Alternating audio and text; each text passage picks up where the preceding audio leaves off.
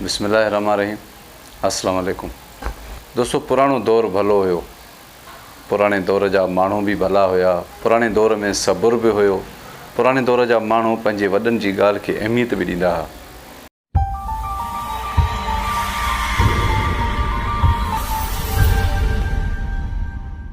हाणे हर नौजवान पंहिंजो फ़ैसिलो पाण करणु थो चाहे, चाहे उन में फ़ाइदो हुजे या नुक़सानु। हिकिड़े कुराड़े शख़्स सां मुंहिंजी कचहरी थी। उन ॿुधायो त राति ॾींहुं मुंहिंजे घर में मुंहिंजे पुट जो ऐं मुंहिंजी नुंहं जो एॾो भंडण आहे, एॾा उन्हनि जा झेड़ा आहिनि। जहिड़ो मुंहिंजो पुटु जज़्बाती, तहिड़ी वरी मुंहिंजी नुंहं बेमग़ज़ी। हू ॻाल्हाए त हू न सम्झे, हू ॻाल्हाए त हू न सहे। हुन चयो त असां रिश्तो सिर्फ़ु इन लाइ कयो, उन्हनि जे वॾनि सां तमामु पुराणा तालुकात हुया। असांजे अबनि ॾाॾनि खां वठी उन्हनि सां उथणु वेहणु, उन्हनि सां मुहबतूं, उन्हनि सां कचहरियूं ऐं उन्हनि सां दिलनि जा हवाल बि हूंदा हुआ। मूं सोचियो त इहे मुहबतूं जेके आहिनि त रिश्ते में तब्दील थियनि, पर असां पंहिंजा क़ीमती मुहबतनि वारा रिश्ता जेके आहिनि उहे विञाए वेठा आहियूं। उन जी वजह सिर्फ़ु इहो रिश्तो आहे। उन कुराड़े ॿुधायो त राति ॾींहुं मां पंहिंजे पुट ते ध्यानु रखी वेठो आहियां। घर खां ॿाहिरि निकिरण जहिड़ा न थिया आहियूं। ऐं इहा बि हाणे दुआ था घुरूं त असांजे घर को महिमान ओचिते ॿाहिरों न अची वञे, छो जो रिश्तो हिकु अहिड़ी शइ आहे जो ॿिनि ख़ानदाननि खे मिलाए हिकु थो करे। अॼोको नौजवान उन रिश्तनि खे टोड़े हर कंहिंखे धार थो करे छॾे। शादीअ खां अॻु में जॾहिं इहो रिश्तो पिया कयूं त मुंहिंजे पुट मूंखे ॿुधायो त इहा छोकिरी मां न वठंदुसि, इहा छोकिरी सांवरी आहे, इहा छोकिरी अणपढ़ियल आहे। हज़ार ऐब मुंहिंजे छोकिरे हुन मूं कढिया।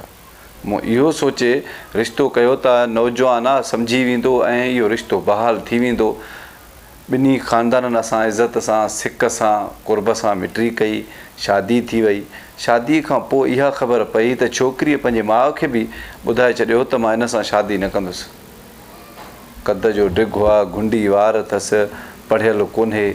माना ॿिन्ही जा रूह पाण में मिलनि ई कोन पिया। ऐं असां वॾनि जज़्बात करे पंहिंजे रिश्तनि खे, पुराणनि वास्तनि खे क़ाइमु करण जे लाइ असां इहो रिश्तो करे छॾियो।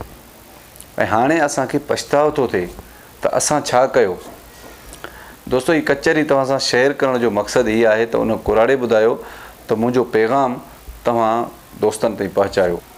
छो जो उन कुराड़े शख़्स ॿुधायो तव्हांजे कहाणियुनि खे घर घर ॿुधियो वञे थो। इन जे करे मुंहिंजो हीउ पैगाम तव्हां पंहिंजे कहाणी ज़रिए माण्हुनि ताईं पहुचायो।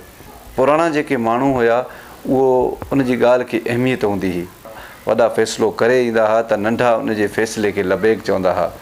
सौट मासात, ओड़े पाड़े वारा या खणी वेढ़े वारा चऊं, हिकिड़े वॾे फ़ैसिलो कयो त कंहिंखे ताक़त न हूंदी हुई जो उन फ़ैसिले खे को भञे। ऐं अॼोको दौरु अहिड़ो आहे त अगरि पीउ फ़ैसिलो करे थो अचे त पुट खे मंज़ूरु कोन्हे। रिश्ते जहिड़ी शइ में असां नुक़सानु था खाऊं ऐं पंहिंजे सिक वारा माइट, सिक वारा रिश्ता ऐं जिते कुर्ब हुयो असांजे वॾनि जो, अबनि ॾाॾनि जो, उहे रिश्ता असां खां ख़राबु था थियनि अॼोके नौजवाननि जे करे। पैगाम इहो आहे त अॼोको नौजवान चाहे थो त मां पंहिंजे पसंदि जी शादी कयां ऐं शायदि उनखे निभाए या न निभाए उहा अलॻि ॻाल्हि आहे, पर असांजे वॾनि जे कयल रिश्तनि खे उहो अहमियत कोन था ॾियनि। जिते बि रिश्ता कयो त उहे नौजवाननि खां पुछा कयो, उन्हनि खे उहो घरु ॾेखारियो, उन्हनि खे उहे रिश्ता ॾेखारियो त अगरि उहे मुतमइन थियनि था त उते रिश्ता कयो, न त ॿिनि ख़ानदाननि जी मुहबत पाण में जीअं न टुटे अहिड़ी जॻह ते रिश्ता न कयो। मां नओं मौज़ू खणी वरी तव्हांजी ख़िदमत में हाज़िर थींदुसि। तेसीं ताईं मूंखे ॾींदा इजाज़त। पंहिंजो ख़्यालु रखिजो। अलाह निगहबान।